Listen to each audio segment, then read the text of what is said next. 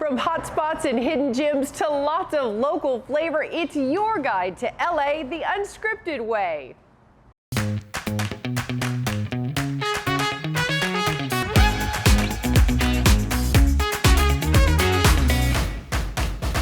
Hello and welcome to LA Unscripted. I'm Dana Devin and we are rolling out another 30 minutes of all things SoCal. And we are leaving no detail unturned. It's LA Revealed the unscripted way.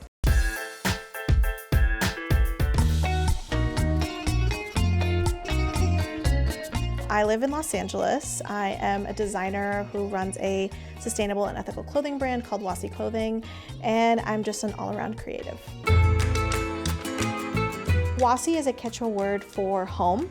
It's a word that my grandfather translated for me the last time I saw him. Wasi is kind of like a way to honor my ancestors, to honor my grandfather. I try really hard to be ethical and sustainable, but also offer a diverse, options for my customers. It's to honor the ancestors, make my customers feel at home, and it's just home for me as well. My family is from Bolivia. Both of my parents immigrated from Bolivia to the US in the 80s. Now as I grow older, I do really appreciate going back to Bolivia, visiting family and learning more about my culture, learning more about my history and all that stuff. I remember when I got into design and doing art, my dad was very persistent on incorporating Bolivian culture. It took me a while to finally find my way and be able to incorporate my Bolivian culture in my own way while also incorporating my own style. I've been working in the fashion industry for a little under 15 years now. I worked on design teams, so I kind of learned everything there needed to be learned with working in the fashion industry. So that's how Wasi got started. It started off with me doing all the sewing and the pattern making and everything on my own and doing everything made to order. And then the business kept growing. It's been, I think, about 5 years now since I've been running Wasi Clothing, and it's been great. So it's been really exciting to see people buy my clothing. It's been a journey of evolving and growing, and then in 2020 the business blew up, and after a couple of years I was able to take it full time. So now I have a team of production people who work with me, and I get to see people on the street wearing my stuff. I get to see celebrities sharing my stuff. So it's been a really great, really exciting journey. So Stephanie Beatriz from Encanto, Olivia Rodrigo is also a fan. Carly Kloss has shared the business. Jessica Alba has also shared the business. I've met so many other Bolivians through my brand, so I've been able to grow my own community and find other artists like stylists and other designers and jewelry designers. I never had a problem with being too ashamed with my culture and who I am, but now I feel like I've taken this other step that I didn't even know I needed of empowerment with my own community here in LA. She's cool, she's bold, and she's taking you places you don't always get to see. Check out where Olivia in LA is today.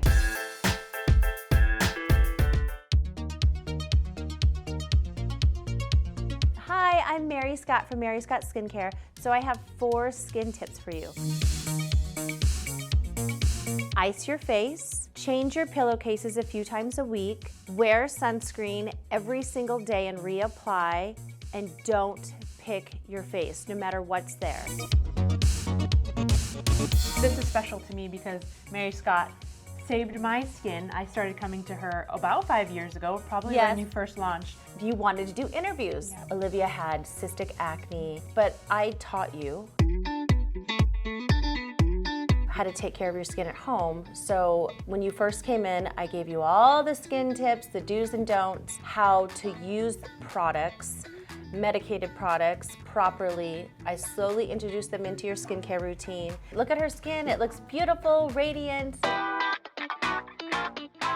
I founded Mary Scott Skincare in 2018. I've been an esthetician for almost 25 years. It's my passion, it's my love. I love helping people. I feel the difference between Mary Scott Skincare and other places, skincare places, is we educate our clients, our patients.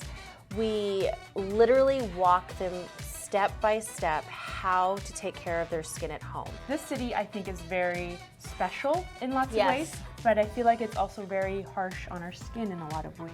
We have pollution, we have tons and tons of sun, almost 365 days of the year.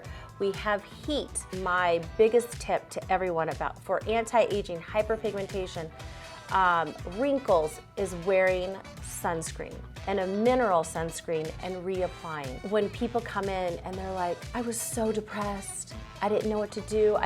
You were my last resort. Just when people come in and they have that smile on their face. And seeing the before and afters are amazing. I can't believe it myself sometimes. You literally can't watch this show and not walk away smarter about all the things SoCal has to offer. It's our job to keep you in the know.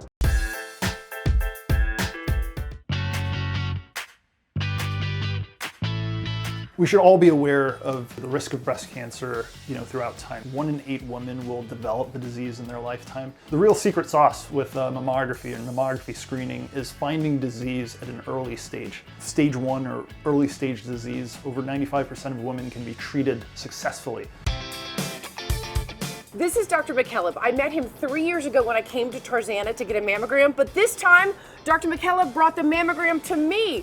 Who is this? This is Maddie, the mammo coach. Hi, Maddie. Yeah, let's go inside and take a look. Let's go inside.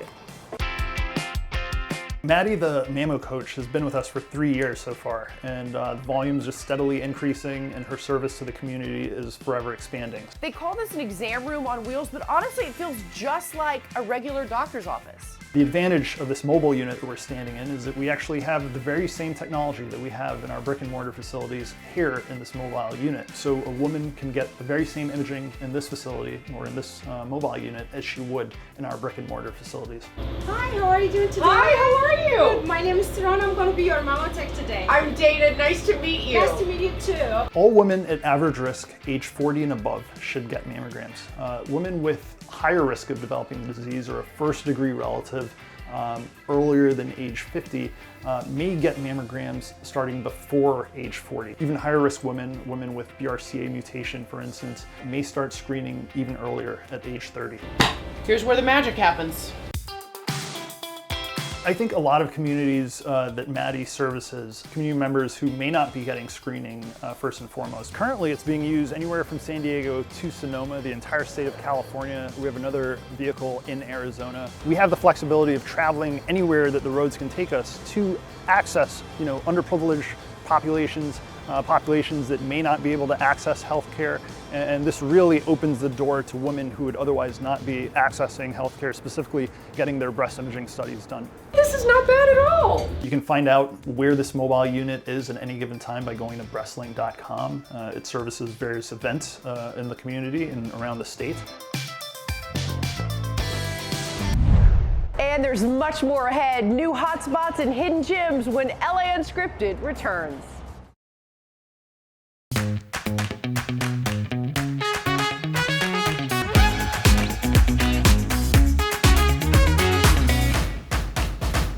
Welcome back to LA Unscripted and some very happening things we've uncovered just for you.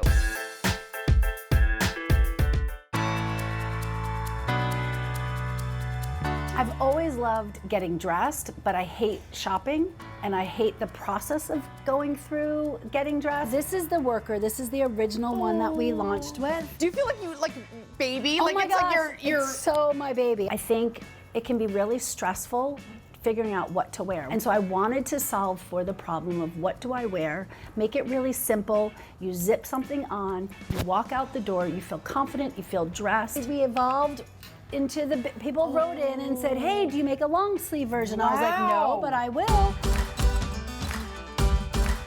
I'm a mother of 5. I needed my children to also see that you can create something from nothing, and that's what we've done here, is created something from nothing in this garage. This is amazing for evening, for going out. I was at a Halloween parade and I was watching this pack of 5th grade girls come out into the parade, and they were dressed up as Rosie the Riveter, all wearing jumpsuits.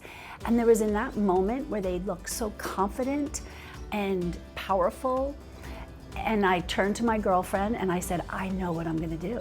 I'm gonna make jumpsuits. And she was like, what? And so I grabbed my nephew who had just graduated college at the time, and I said, I have this idea and I want to make jumpsuits, only jumpsuits. And I want to make them all in Los Angeles. And he was like, Aunt Dawn, let's do it. And so we started, he and I together on this journey, 2018. And so on my very best friend's birthday, I launched with one jumpsuit. And we did it on Instagram, and I did it here in the garage. And then by day 2, we were completely sold out of the style. And I was like, oh my God, my friends are so nice. I think that's so fascinating to me is see like where you started and where you're going. Thank you. And then we do inclusive sizing too. So we have denim like with tons of stretch. This is nylon, it has no stretch, but it's kind of loose and you can move and you can groove. I love how she's like, it's kind of loose. Our collection has grown as well. All of our fabric is purchased through local people in Los Angeles. However, our fabrics are imported. Our jumpsuits are all, as I said, produced in Los Angeles, downtown. We have incredible talent right here in LA, and it's really important to support. Oh, that's so cute. I think for me, when I started this company, I had very clear goals in mind. And one of them was I had said, I really want to have Oprah wear one of my jumpsuits. And I was on the Stairmaster, I was like, oh my God, she's wearing my jumpsuit. I will always be here in the garage. I need to be home. Home is really important to me. I hope that with every jumpsuit people zip on, they feel a little bit of home and they feel comfortable and they feel happy and confident, because that's what's really important to us. Pretty cool, right? Okay, don't go anywhere or you'll miss our next LA Unscripted hotspot.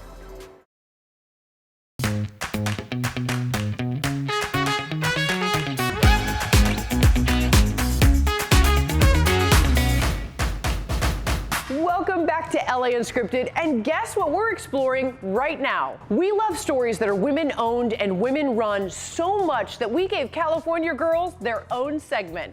Check out tonight's Fierce Females. So if we think of just really the history of spirits, women were the first ones making beer. Women are the first ones making tonics. We were the first ones making spirits. So we've been here. It's been a place for us. We just weren't celebrated in those roles. Hi, Tracy. I'm really excited to sit down with you because not only are you a whiskey expert, you can help a girl out, because I'm not really a whiskey drinker. Very excited to be the person that helps you learn to love whiskey. People have called me the whiskey whisperer.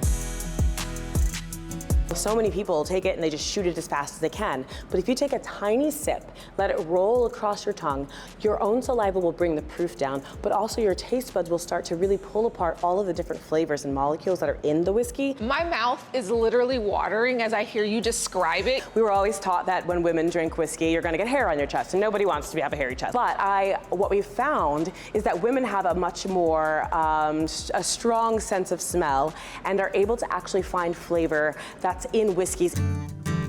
We are here at Cafe Birdie's. They are a part of Elevate the Highball with Uncle Nearest Premium Whiskey. My name is Deron Powell. I'm a bartender here at Cafe Birdie. Tennessee Peaches is a highball for Uncle Nearest that I was able to create and attribute to Uncle Nearest in the South and my family in the South. So when Uncle Nearest, the opportunity came, and I'm thinking about the South, it made me think about my grandmother, Annie Mae Honorable, and her peach cobbler. But I also didn't want to make it a dessert drink, so I wanted to add some herbaceous elements to it, so that's where the basil came into play. Yuzu is going to be bright and refreshing with notes of grapefruit and a little bit of mandarin. Oh my gosh, wait, I want to sip it again because I feel like there's so many different levels to the flavor. I've heard about the Uncle Nearest brand, but I know that it's just such a special story. Can you tell us a little bit more about it? Nearest Green is an incredible person who was actually born in the 1800s. So he was an enslaved man who actually worked in Tennessee, worked with a preacher called Dan Call. At that farm, a young boy came through who actually was one of the youngest in his family, and his family was having trouble keeping food on the table. That person was actually Mr. Jack Daniels. So it turns out that from this story, this relationship together, the two of them really created the brand, the whiskey that was Jack Daniels. Back in 2007, Fawn Weaver discovered the story and created a whiskey, the Uncle Nearest Premium Whiskey, really honoring Uncle Nearest on his own and the legacy that he has in the whiskey world. You've now turned me into a whiskey connoisseur. This is my golden life. Thank you so much for letting me do it, Jasmine.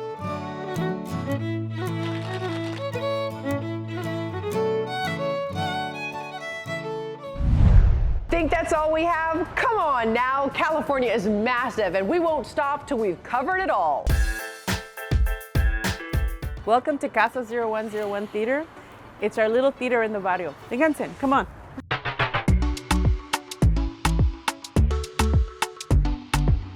Hi, I'm Josefina Lopez. I'm the artistic director of Casa 0101 Theater. I'm also a Chicana activist, playwright, and screenwriter. And I'm the creator of Real Women Have Curves. I'm amazed that it's been more than 30 years since I wrote it, since it premiered. And it's had over 100 productions, and it's Broadway bound. I was born in Mexico, in San Luis Potosí.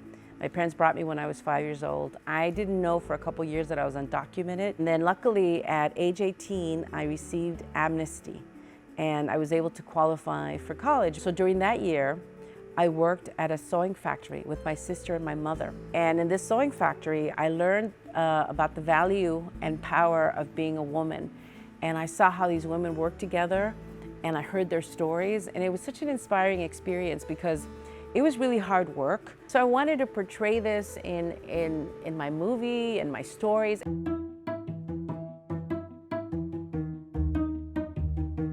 I was inspired to write Real Women Have Curves because I was studying theater at the Los Angeles County High School for the Arts, and I was studying to be an actress. And I had my theater teacher who really believed in me as an actress. And she told me that I needed to lose weight. Otherwise, I would be relegated to play the stereotypes. And there was a part of me that felt really angry because I realized that, I started feeling ashamed. And then I was like, well, why should I be ashamed, I'm Mexican, I had no say in that. I'm a working class person, And for me to have any kind of shame when my parents have worked so hard to live a dignified life, something inside of me said, there's nothing wrong with you. Society is wrong. Society is wrong for telling women that they have no value besides being sexy. Society is wrong because society doesn't give women opportunities to be authors of their own life and of their own destiny. So in that moment, I decided that I was going to change things, that I was going to write stories where girls like me got to win. It's Casa 0101, house. Casa means house, but it really means home. It's a 99-seat theater here in Boyle Heights, and it also has a gallery and classrooms, and it's a place where a lot of dreams have come true. So we named our theater auditorium the Gloria Molina Auditorium because she was one of our biggest supporters. I'm actually writing a play about her life. I'm very honored to do that. She really fought for our community to have representation, not just citywide for funding, but also for the arts. So, when I graduated from college, I decided to move back to Boyle Heights. And I remember a young man came knocking on my door, asking for money because they needed to bury a relative. He spoke to me and he could tell by speaking to me that I had gone to college. Well, what are you doing living here? And I said to him, so that you could ask me why I'm here, so that you could see that we can redefine success. I go and I travel and I get educated and I bring back this knowledge and this wisdom to my community for those who cannot leave this community. Because now these people can dream and they can know that they could be on Broadway or they could be the hero, a superhero on a movie screen. To know that people's dreams are coming true on stage keeps me going, keeps me fighting. And Josefina isn't slowing down. Her newest play, Queen of the Rumba, about Alicia Parla, the Cuban dancer who set the world on fire in the 1930s, is currently playing at Casa 0101. And that is all the time we have for tonight. Thank you so much for hanging out with us. And thanks to the Bamboo Club in Long Beach for the chill spot to host our show. Good night, everyone. We'll see you next time. Mwah.